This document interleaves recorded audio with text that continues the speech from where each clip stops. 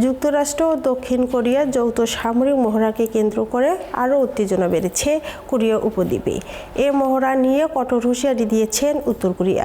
দেশটির রাষ্ট্রীয় বার্তা সংস্থা Korean central news agency KCNA জানিয়েছেন, উত্তর কোরিয়ার নেতা কিম জং উন এর বোন কিম ইয়ং জং মঙ্গলবার এক বিবৃতিতে বলেন, কোরিয়া উপদ্বীপে শত্রুপক্ষের সামরিক শক্তি বৃদ্ধি উত্তর কোরিয়ার সার্বভৌমত্ব ও নিরাপত্তার জন্য গুরুতর হুমকি এবং এমন পদক্ষেপ অকল্পনীয় পরিণতি ডেকে আনতে পারে। এর আগে সোমবার শুরু হয়েছে যুক্তরাষ্ট্র ও দক্ষিণ কোরিয়ার 10 দিনব্যাপী যৌথ সামরিক মহড়া।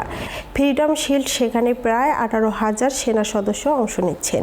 ওয়াশিংটনের দাবি, এই মহড়ার উদ্দেশ্যে দুই দেশের সমন্বিত প্রতিরক্ষা সক্ষমতা আরও শক্তিশালী করা হবে। তবে পিয়ংইয়ং বলেছেন, তথাকথিত প্রতিরক্ষামূলক এই মহড়া আসলে উত্তেজনা বাড়ানোর আরেকটি পদক্ষেপ।